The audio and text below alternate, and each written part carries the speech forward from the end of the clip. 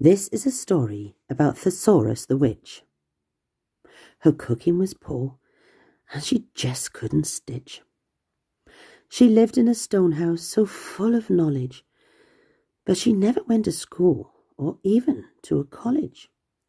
She had lots of books, all colours of night. They each had a place on her shelf shone by light.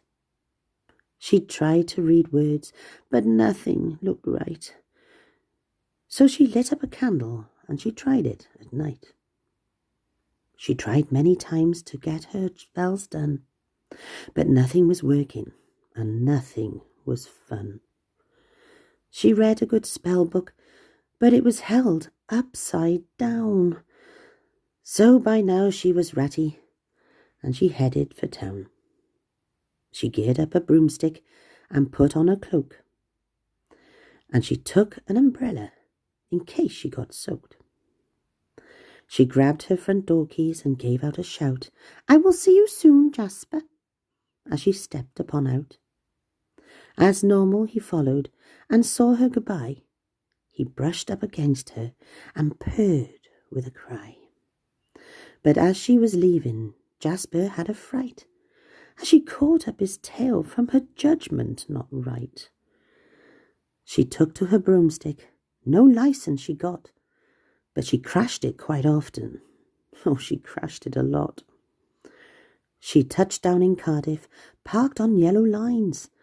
She did this so often, but couldn't read fines. She went to a dentist and asked at the desk, "Is this the optician's to get an eye test?" The lady smiled brightly, showing off her new pegs, as she giggled politely whilst crossing her legs. "You need Mr. Driller. He's at 24. As she stood up to show her by the dentist front door. She arrived at the eye shop and made a request.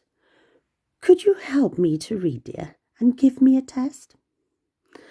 They booked the appointment for 2:15. She had 20 minutes, so she went for a brew. The time had come ready to leave from the shop. She paid for her tea with 5 shiny milk tops. Now, as she sat nicely, waiting in line, the minutes seemed hours, so she looked at the time. "I think it is 3 by the sun on its face. I'm late for my test, dear," as she panicked her case. The optician requested by calling. She came. She stood up and followed by answering her name. He lit up some letters and stood in a row and pointed his finger. "When you're ready to go." She started to struggle and made nothing of sense, so he knew what to do as he altered the lens.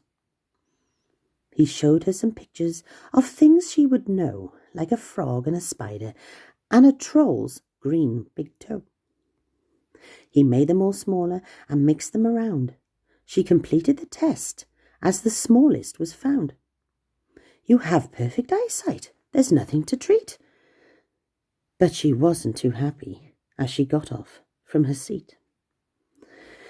He saw she was unhappy and knew what to do, so he booked her at a local school to learn a thing or two. And now she is happy. She makes every spell.